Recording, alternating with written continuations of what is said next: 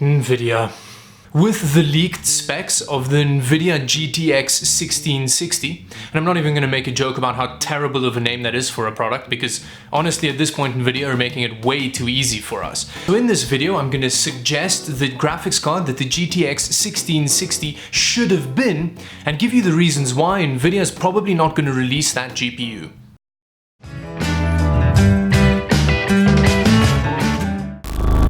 Now before we carry on, let's just discuss what the GTX 1660 Ti is actually meant to be. Now according to the leak, it's going to perform similarly to a GTX 1070. However, these are leaks and it's quite difficult to gauge its actual performance relative to other GPUs because they were testing it in a bit of a weird setup.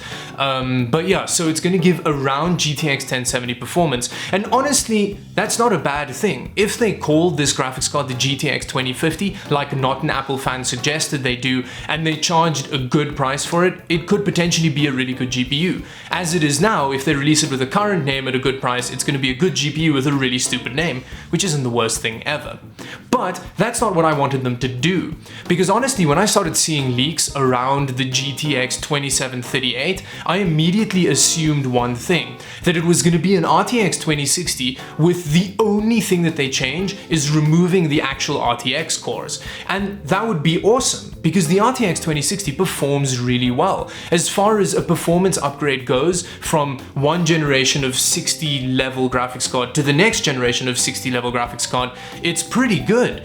The only issue is they're charging $350 for it, which is way too much. So my optimum suggestion would be that they take an RTX 2060, take the RTX cores out, and then charge, even if they charged $50 less for it, putting it at about $300, or let's say sub $300, let's say they take $75 off, it would be a very competitive GPU, because you'll be getting GTX 1070 Ti close to GTX 1080 performance for under $300, and that would genuinely be an amazing move for, you know, a 60 card moving up to the next generation. However, I'm 100% sure Nvidia is not going to do that, and I have a couple of reasons why I think that. Now the first one is the most important in my opinion. So if Nvidia has this RTX 2060 graphics card that they sell for $350, and they then release a GTX 1660 for, let's say, $300 that performs exactly the same except without RTX cores,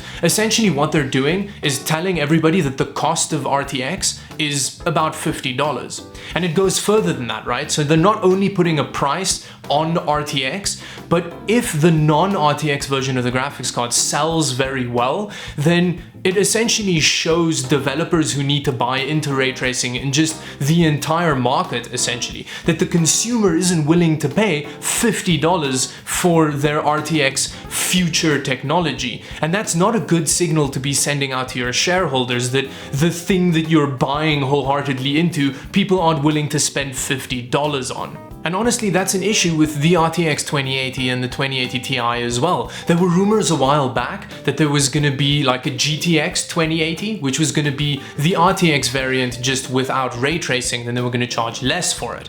But honestly, the moment that Nvidia puts a price tag on ray tracing and the actual consumer base rejects this price tag, no one's going to follow or back up ray tracing anymore, because, well, it's obvious then that consumers don't want it. Honestly, Nvidia's in a bit of a difficult position at this point with ray tracing. It kind of has to succeed at this point. Otherwise, for the next 10 years, they're going to have this reminder of this entire series of graphics cards that was named after a terrible technology. It's basically going to be like if they took Hairworks and then said, how are we going to make Hairworks succeed? This pointless feature that nobody's particularly interested in because it's a huge performance sink.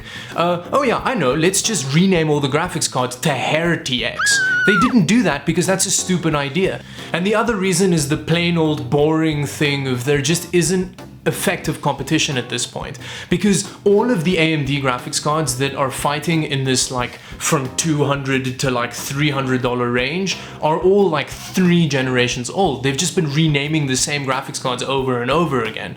So what that means is that at this price point there isn't effective competition. So yes, you either buy a GTX 1060 for around the same price as an RX 590, or you pay a little bit more and you get an RTX 2060, which is quite a bit faster, because remember, you're getting high-end previous generation performance for middle to high-end price. And that's the biggest issue with the RTX 2060, remember. Isn't that it's a bad graphics card, it's just that it's a bit too expensive.